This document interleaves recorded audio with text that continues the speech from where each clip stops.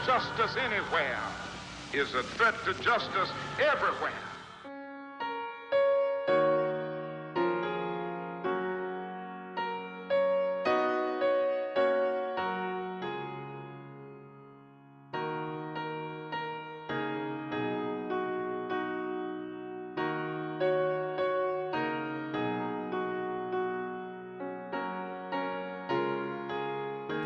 Slavery, a practice abolished around the world. But slavery is a thing of the past, right?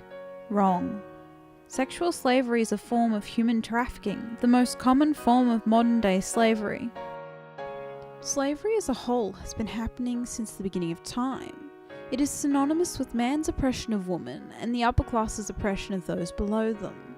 Politically, sex slavery remained unacknowledged as a practice until the 20th century. In 1905, the International Agreement for the Suppression of the White Slave Traffic was put together. The intended function of this was to prevent the procuration of women and girls for immoral purposes abroad. Since this agreement has become a more popular topic in both political, economic, and social contexts.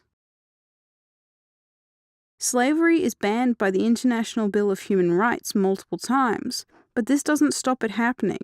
Sex slavery happens everywhere from third world countries to Australia, where the lack of enforcement of laws creates a problem. This Four Corners report on slavery shows some of the problem in our own backyard.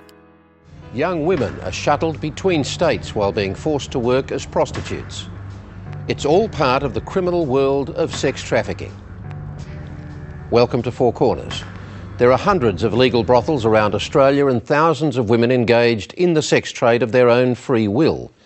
Tonight's program is about some of those brothels, under the cloak of official licence, acting illegally behind closed doors, engaged in human trafficking and sexual slavery.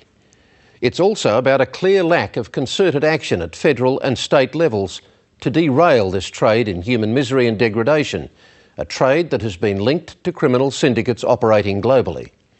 This special Four Corners investigation, conducted in tandem with Fairfax newspapers, has exposed a practice where some Asian girls and women are tricked into coming to Australia as students and then held captive in brothels. Others agree to come as sex workers but are then effectively enslaved.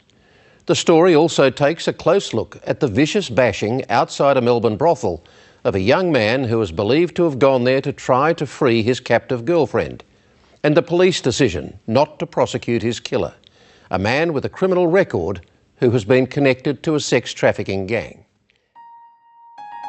But what are the real figures? How many people are actually affected? Human rights groups estimate anywhere from 12.3 million to 27 million people are forced into bonded labour. These figures include people in the commercial sex industry, child labour, sexual servitude and involuntary servitude given at any time. A high percentage of these people are women and children. No one will come to my burial. When I talk to God, I ask Him to give me peace. For every story like this, there are thousands more, and this wicked oppression exists in every part of the world, especially where women have so few options. In fact, according to the U.S. State Department, sex trafficking is becoming a bigger business worldwide than drug trafficking. It is estimated that between 2 and 4 million women and children will be trafficked into prostitution during the next 12 months. And even more tragic is the fact that 2/3 of these girls are sold, coerced, tricked, even kidnapped by someone they know.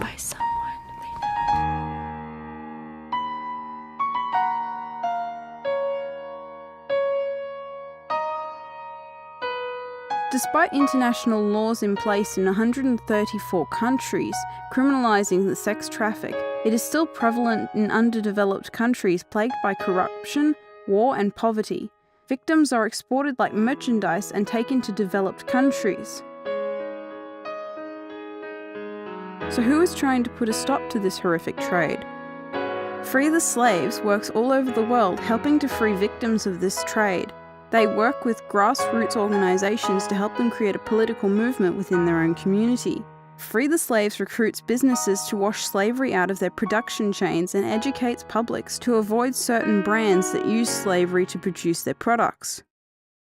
By working with governments to draft effective anti-slavery laws and holding them to the laws, they are able to ensure that laws are both adequate and enforced. Free the Slaves also researches effective and ineffective tactics and resources to ensure that slavery is ended in these communities for good.